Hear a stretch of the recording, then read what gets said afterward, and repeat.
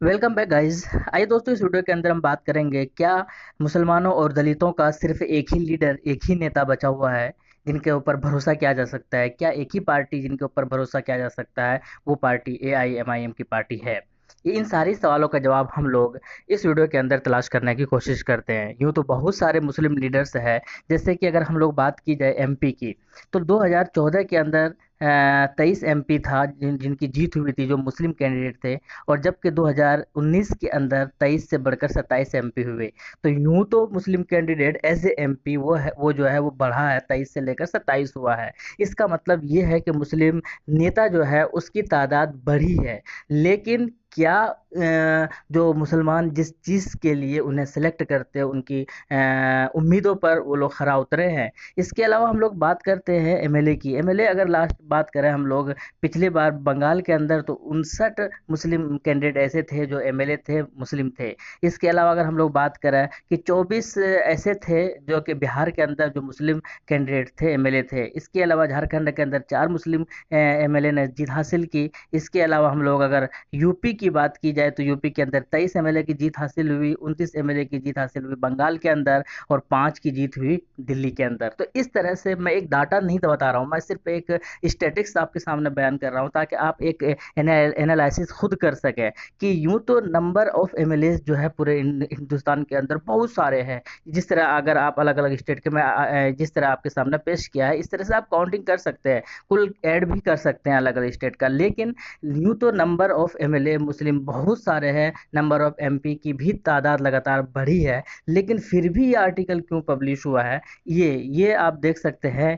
क्यों ऐसा article publish होता है कि हिंदुस्तान के अंदर मुसलमान अब खो चुका है विश्वास, उनके कोई भी सेकुलर पार्टी के ऊपर विश्वास नहीं कर रहा है मुस्लिम समुदाय के लोग। आखिर क्यों, क्या रीज़न है? आइए इसे ही तलाश करने की कोशिश करते हैं। यूँ तो नंबर ऑफ एमपी मुस्लिम जो है वो भी बढ़ा है, नंबर ऑफ एमएलए मुस्लिम वो भी बढ़े हैं। लेकिन याद रखना, वो सारे जो एमएलए एमपी है वो किसी न किसी पार्टी के अंदर में आते हैं, और जिस पार्टी के अंदर आते हैं वो उनके पार्टी के रूल एंड रेगुलेशन को फॉलो करना ही पड़ेगा। मान लो कि अगर आप एक मुस्लिम हैं और वो आपने जीत हासिल की एमएलए की, और आप कांग्रेस से बिलोंग करते हैं, कांग्रेस से आपको टिकट मिला या बीजेपी से आपको टिकट मिला। अगर बीजेपी की पूरी पार्टी, बीजेपी के ऊपर जो है, अगर वो ये तय होता है कि अगर कोई भी बिल है, मान लो कि सीए बिल पास होना है और सपोर्ट करना है, तो अगर पूरे पार्टी को सपोर्ट करना है तो आपको भी करना पड़ेगा, चाहे वो आप मुस्लिम हो या हिंदू हो। तो कुल मिलाकर ये है कि आप जिस पार्टी से बिलोंग करते हो, चाहे मुस्लिम नेता हो या हिंदू नेता हो, फर्क नहीं पड़ता, वो आप उसके रूल एंड रेगुलेशन के दायरे में बन जाते हो।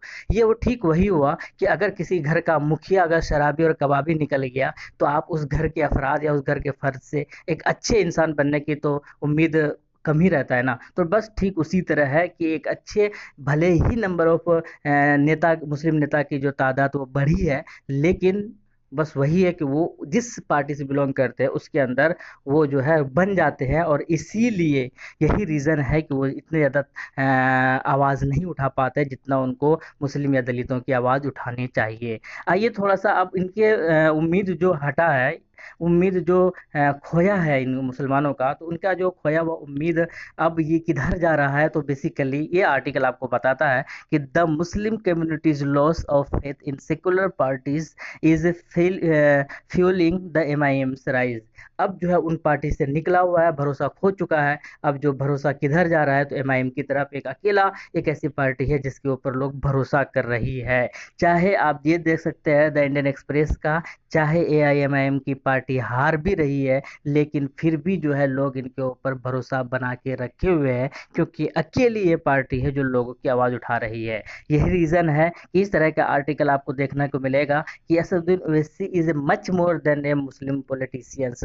ये सिर्फ पॉलिटिकल पार्टी तक ही लिमिट नहीं है असदुद्दीन ओवैसी या उनकी पार्टी, बल्कि उससे भी ज़्यादा, ठीक अगर आसान लफ्ज़ों में कहें तो सियासत नहीं, खिदमत करते हैं। इसके अलावा आप ये भी कह सकते हैं कि Asaduddin Owaisi dream is coming true. इसीलिए कहा जा रहा है कि जिस तरह से सियासत कर रहे हैं और जिस तरह से एआईएमआईएम लोगों की विश्वास जीतने में कामयाब हुई है, तो लोग इस तरह से बातें कर रहे हैं कि असदुद्दीन ओवैसी का जो सपना था कि बस वही सपना पूरा हो रहा है। और वो सपना ये था कि दलितों और मुसलमानों को इंसाफ दिला सकें, और वही सपना जो है इस तरह से ड्रीम से कमिंग इज ट्रू वाली बातें हो रही है। लोग इनके ऊपर बिल्कुल मान रहे हैं, लोग इनके ऊपर विश्वास भी कर रहे हैं, भले ही इनको बाकी पार्टियों से विश्वास इनको निघात हुआ है, इनके साथ विश्वास तोड़ा है, इनको इनके इनके विश्वासों को तोड़ा है बहुत सारे मुस्लिम लीडर्स ने, बहुत सारे एक सेकुलर पार्टीज ने। लेकिन अब जो है एक पार्टी अकेला ऐसे पार्टी है जिनका जो विश्वास है सिर्फ सारे मुसलमानों दलितों का विश्वास इनके ऊपर बना हुआ है। आप क्या कहते हैं? आपका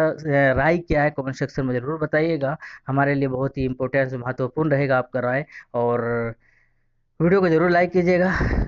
थैंक यू, शुक्रिया, जय हिंद।